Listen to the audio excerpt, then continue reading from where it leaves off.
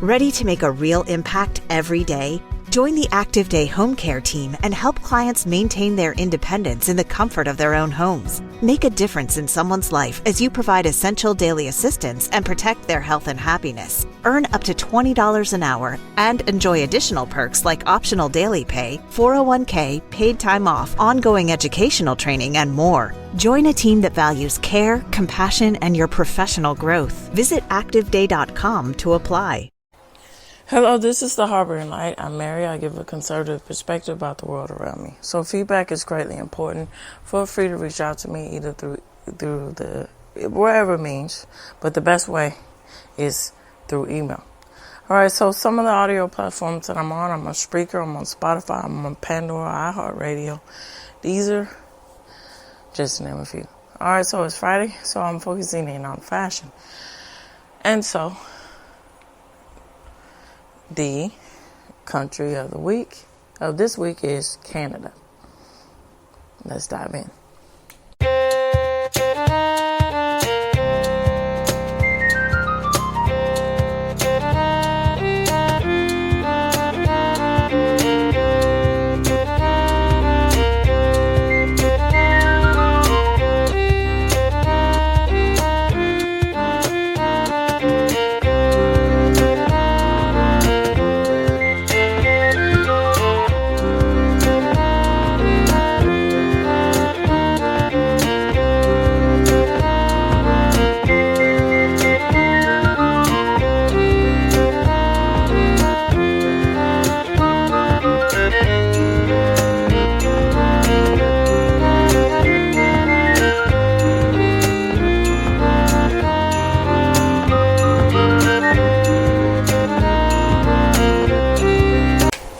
Alright, so my thoughts.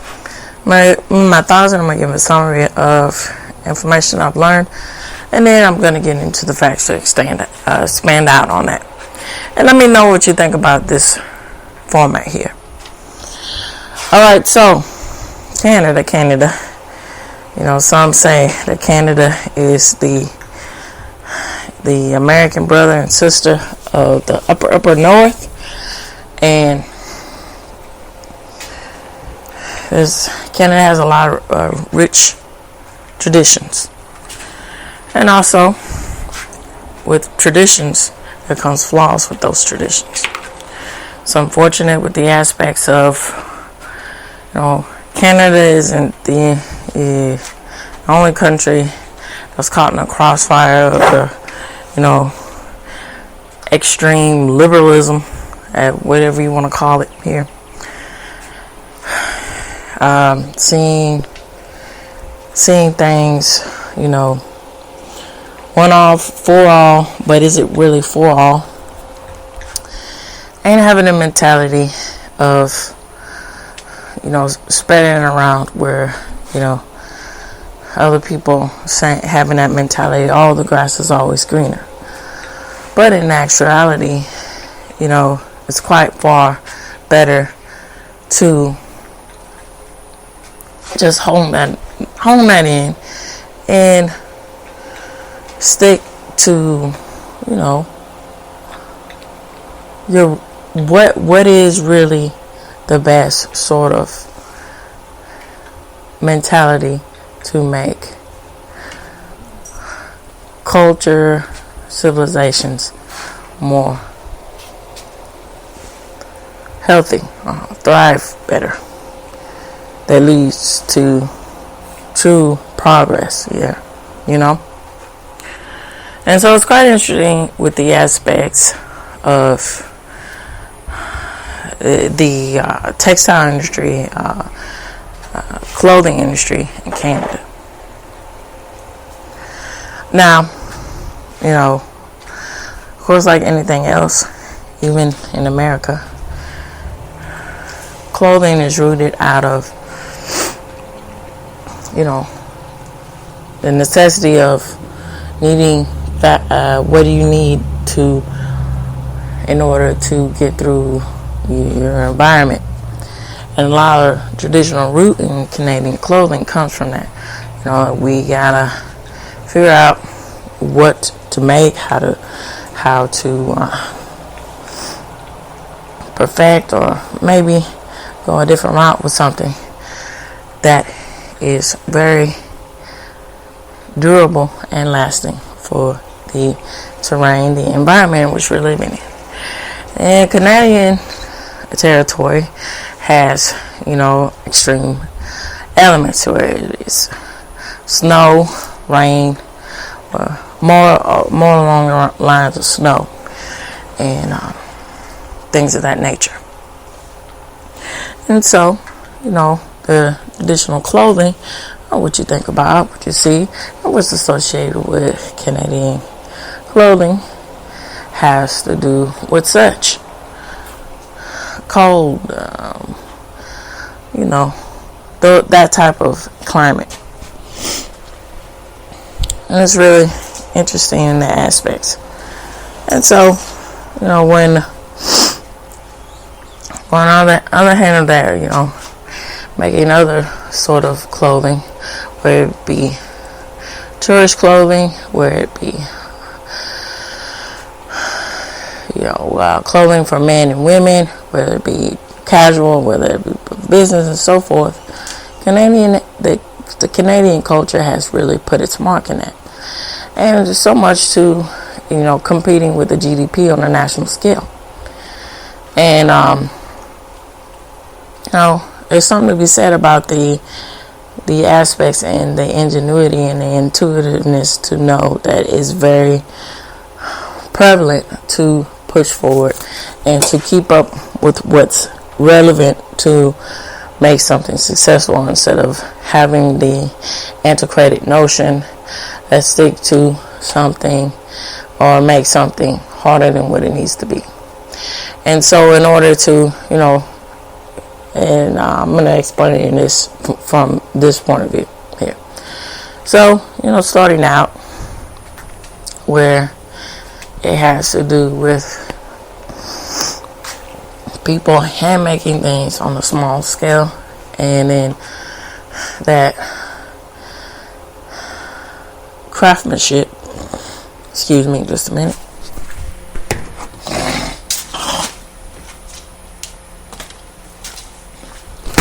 Sorry about that. That craftsmanship being well noticed and being well desired, to where more and more demand of it.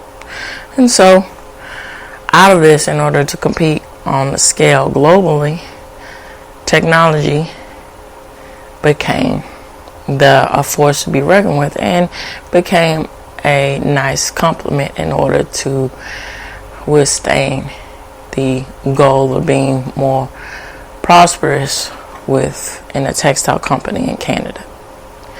And so out of this, before I get into the modernization of technology within the textile industry in Canada, it's quite interesting with the source that I found all this information from. And of course, I will have that source linked for you. It's quite interesting with the aspects of saying, now this is what I'm interpreting from my point of view. Feel free to chime in. Feel free to give your thoughts and everything else. And my Canadian listeners, feel free to chime in to give me your thoughts. So that, saying these people who initially started out in the textile industry, kind of alluding to the aspects of being exploited. But was that really the case? And also, it's quite interesting with another aspects of, Canadians competing on a global scale, but also competing with on the aspects of people working in factories and people working in those sort of jobs. What does that actually mean in the sources of competing with underdeveloped countries and people who are really suffering in harsh conditions? Is that fair to? Is that ethically? Is that right to do that? Would compete with that? And on the other question is how do you how do you remedy that to where it's a better solution, instead of being putting even more harsh conditions that are they're already facing with, making it even worse. That's another question to beg.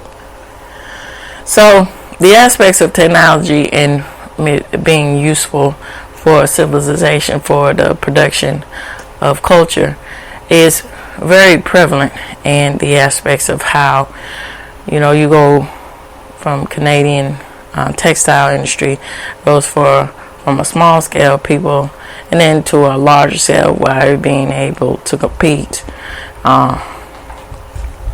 globally as Canadian clothing has and is doing. And so I think a really good example of this that I can pull from is I kind of mentioned this a little bit, but I'll go into more depth. So when I was in college undergrad, I was taking a journalism class to expand my aspects of different writing styles. So there was an example in the book that said, this person here has all of these resources as far as technology goes, but they don't necessarily know what it is, what it's useful for, and that's really a hindrance for them to be as productive as they can be, because they don't really know how to utilize it properly. And so me saying this relates to the aspects of technology and the textile industry in Canada. It's a really good example of understanding, going scaling down and scaling up, and knowing the resources that you have to use in order to make improvements to be more productive in the near future, and then and being more modern and keeping up with the times. And then that's a really good example of using technology to in the aspects of bettering and being more innovative, and being, instead of using it as a backhand into something that's not very resourceful. And so also it's quite interesting with the aspects of how as a school, as far as if you want to expand on the knowledge of continuing education and knowledge of which is quite useful to have in the culture, and being in in certain countries, or be in America in that culture, to understand the aspects of having trade skills.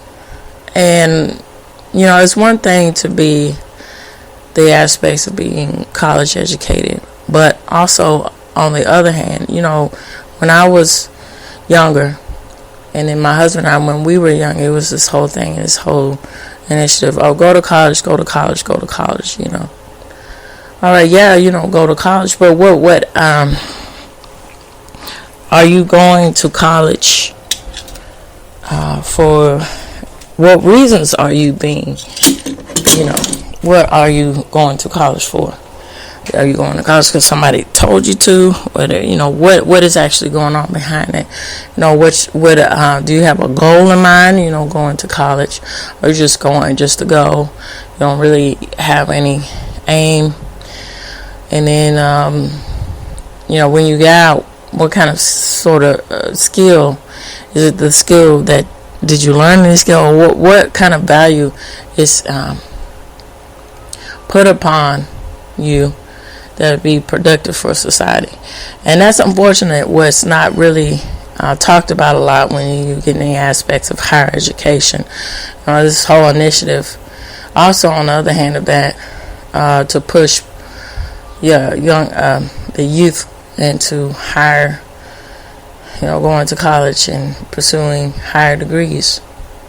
But when you have all these people, sucking up the resource, if you look at it from a business point of view, that price commodity won't be so won't have so much of a a market value, because it's been, really, its sources has been really extended out everywhere, and that's where it loses its value. And so I think that, when countries, particularly Canada and other countries, when they get that right, when they understand, they understand the aspects of, you gotta have that fine line of, okay, it's good to, be university, have educated university level, have those aspirations, but also it's more prevalent to have the aspirations of do you have skills to be that's actually productive to the development of society. And if you don't, that's a real issue, because that's another thing that's not being talked about a whole lot, where there's college educated people, and they don't have the sort of skills that are very productive to their society, and they become degenerate because they don't have the skills that are necessarily needed to be a productive citizen, or they have too much education to where it's, they go into the company, they move up or so forth, and they don't know what to do with them, because the businesses that have enough that they don't have enough, it's not enough in the budget to pay them. And there's something, to offset that fine line of how, making that all, figuring it out, making that flow a lot better, in order for people to be even more, resourceful and as citizens. And it's just unfortunate with the aspects of how,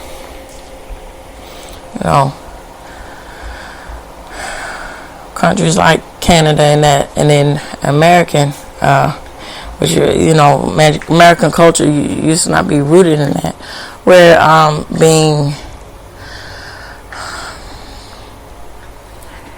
really, I see it as being irrational, not seeing things for what it is, and rooting in illogical thought processing by saying, these,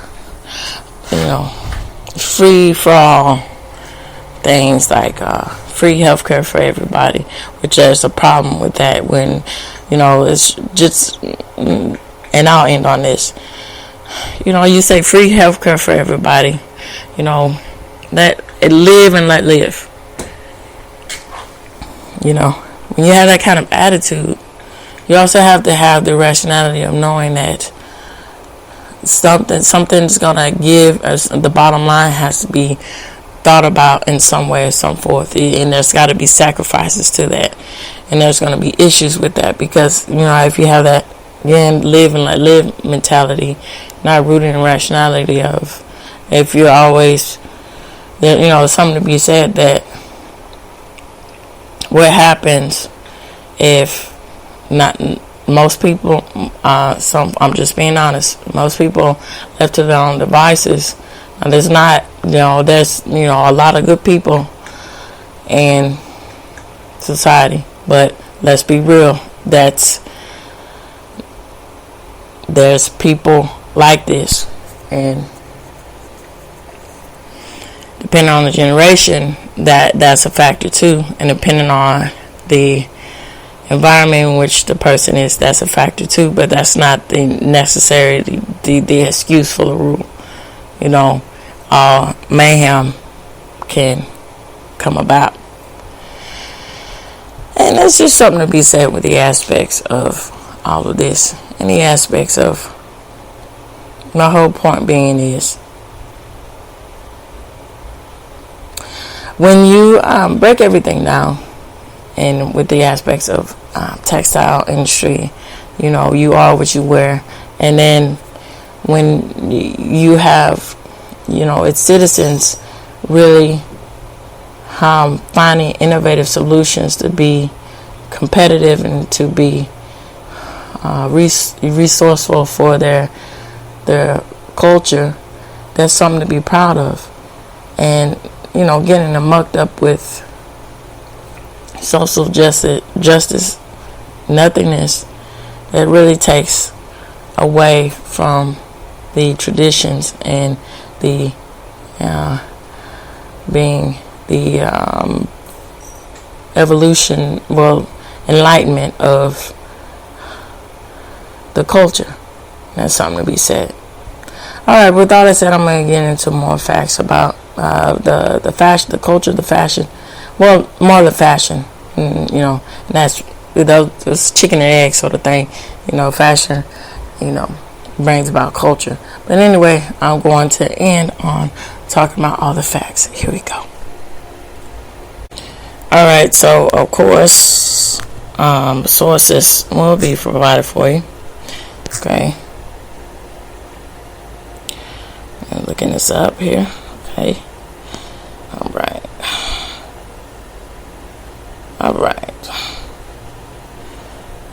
So here we go.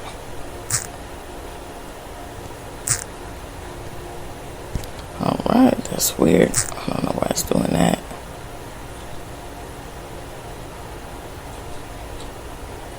Okay, here we go. Alright, says the history of Canadian fashion is deeply rooted in the country's cultural and geographical influences, with styles often reflecting the need for practical and adaptability to Canadians' harsh climate. From the early days of New France to modern era, Canadian fashion has evolved while maintaining a unique identity that blends indigenous traditions, European influences, and a growing domestic fashion industry. By the time the 16th century came about, European settlers established colonies in what would become Canada. Western fashions were introduced but often modified to suit the local environment. These early styles were influenced by the upper-class fashions of Britain and France, as well as the practical needs of living in a rugged, cold climate. Indigenous peoples of Canada had their own distinct fashion traditions, which were practical for the environment and often held cultural and spiritual significance. So during the 18th and 19th centuries, Canadian fashion was heavily influenced by European trends. The Canadian manufacturers and merchants aligned themselves with the international designers from London and Paris and also New York. However, this period also saw the immersion of distinctively Canadian styles, such as the blanket coat, which originated as a uniform for winter sports and later became a symbol of Canadian identity. The blanket coat, also known as the pea coat, was popularized by Hudson Bay Company and became an internationally recognized symbol by Canada by the time the 1960s hit. So in the early 20th century, we saw a growing interest in Canadian design. Although foreign styles remained dominant, Canadian designers like Madame Martha and Ida Desmarsas gained recognition in the 20s and in the 30s. But the industry was still largely dependent on imported European fashion. So during World War II, the absence of Parisian couture led to a brief opportunity for Canadian designers to develop their own market. But it was not until the post-war period that Canadian fashion began to gain more recognition. So by the latter half of the 20th century, Canadian fashion began to assert itself more strongly on the global stage. Brands like Lululemon, founded in Vancouver in the late 1990s, played a significant role in popularizing athleisure, which means, it's self-explanatory, but athletic leisure wear. So blending functionality with style. Similarly with the parka, which originated from indigenous cultures and Canadian Arctic, was adapted with the market by brands like Canadian Goose, becoming a symbol of both practicality and luxury. And then that's quite interesting because Lululemon is, considered, you got the money, and cheers and baguettes to you. But the price tag can be something else with Lululemon. But it's cute, the style. So, Canadian fashion has also been shaped by the country's diverse cultural influences. So, I'm sorry, I don't think I'm pronouncing this right, but I'll try. But you all feel free to correct me. Toque, knitted winter hat, is distinctively Canadian term and has become a symbol of winter in Canada. So additionally, the development of winter boots such as Cougar pillow boots and Sorel's waterproof cold weather boots reflect Canadians' role as a hub for innovative and functional footwear. So today, Canadian fashion continues to evolve with a strong emphasis on sustainability, inclusivity, and innovation. The country's fashion industry includes numerous brands, department stores, and educational institutes dedicated to fashion science and marketing. Canadian fashion is also celebrated through various events and publications, highlighting the country's rich history and ongoing contributions to the global fashion landscape. Alright, so I'm going to end on this.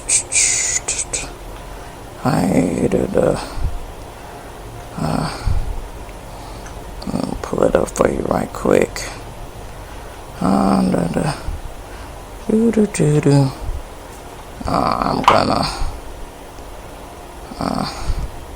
I'll pull it up through my email. I'll pull it up for you.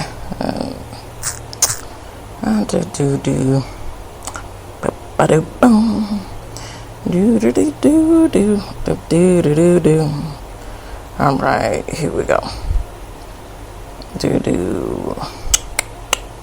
Alright, clothing industry. So the clothing industry, mass production of clothing in Canada began in the mid-19th century and urban centuries, which supplied pools of semi-skilled labor and were the major consumer markets. While clothing is manufactured in all provinces and territories, the industry is concentrated in Montreal, Toronto, Winnipeg, and Vancouver. In recent decades, however, there has been a trend towards firms establishing operations outside major parts of Canada and rural areas. So the Canadian apparel industry supplies a wide range of apparel to domestic consumers and increasingly to foreign markets. So the industry includes companies that produce consumer and industrial and institutional clothing. So they design draft patterns and sew fabrics and knit yarns into garments and finish them for sale. So the major subsectors include men, women, and children clothing, fashion goods, fur, occupational clothing, technical outwear, survival wear, active wear, foundation garments, tourism-related goods, backpacking, and camping products, gloves, hats and caps, hosiery, and knitted goods. Wow, that's a lot. So the mechanism of clothing manufacturing began with the innovation of the sewing machine in 1775.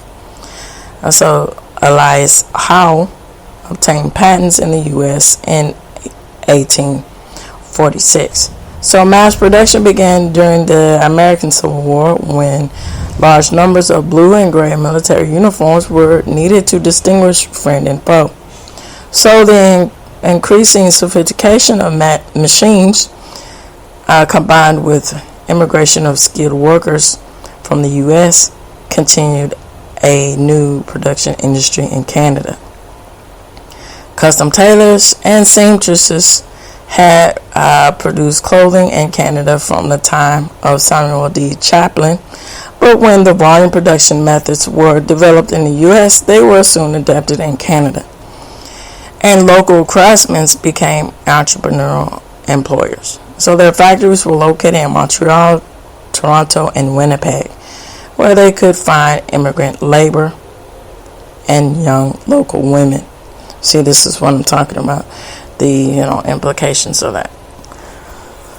Alright, so the first apparel company in Canada that did all the cutting and sewing on the premise was the Men's Fine Clothing firm Livingstone and Johnson, which was established in 1868. Later, W.R. Johnson and Company. This company later became a subsidiary of the Tip Top Tailors of Toronto, now part of the Dialex Ltd, a Toronto-based operation, which is Canadian-wide in both manufacturing and retail. Alright, so the union movement in the clothing business dates back to 1911, when the New York-based International Ladies Garment Workers started locally in Toronto. Alright, so during the 1920s, as a result of the formation of the unions in Toronto, much of the industry moved to Montreal, making that city a major apparel town. Labor relations in the industry were marked by successful mediation and aspects of that until 1983, when, for the first time in 49 years, a general strike occurred. Important unions active today in Canada are Union of Needle Traders, Industrial and Textile employees, and things like that. And that's also another important with the aspects of unions. And there's a fine line with, it's one thing to, make sure that the workers are being, they're in the best conditions. They're being, they're getting the best for everything, for their skill. They're not just because they're entitled to do so. They're actually in an environment that it is encouraging them to thrive. But at the same time, corruption comes in all shapes and forms, and that's one thing to also think about when the aspects of unions and union leaders and the corruptions of all that, with the fine balance of that. And then also putting that in its place to where it's not another hindrance with the aspects of people who understand the importance of trade and skills and working with your hands, and other means to that. So during the 1980s, the clothing industry entered a high technology phase. So numerous aspects of this and computer-based control equipment started to come about. The aspects of robotics, which were rapidly introduced in the factories. So the speed with which factories modernized was directly related to supply of sewing machines and mechanisms and technology which is skilled in serving this sophisticated equipment. So a program to train technicians was started at the George Brown College in Toronto. So today, alternatives to traditional cutting and sewing methods include laser or computer-controlled water jet cutting and microchip-controlled multi-head sewing machines. So I'm going to end on this and wrap everything up. So by 94, the apparel Canadian economy and the apparel industry reached 2.2% of their manufacturing gross domestic production, which is the GDP, and accounted for 5.7% of total manufacturing employment. So, going on.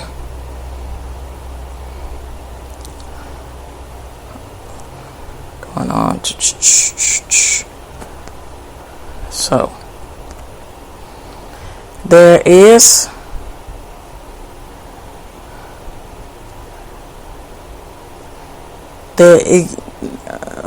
what my point I was trying to bring it up here.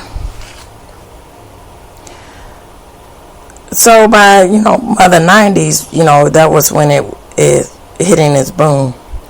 And it's not, from what I understand, it's not as competitive as it was then, but it's still in the flux of competition with Canadian textile industry and so forth.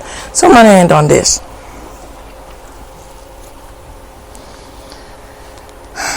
There's this whole aspects of technology is our enemy. We have to be careful. We have to do this. We have to do that.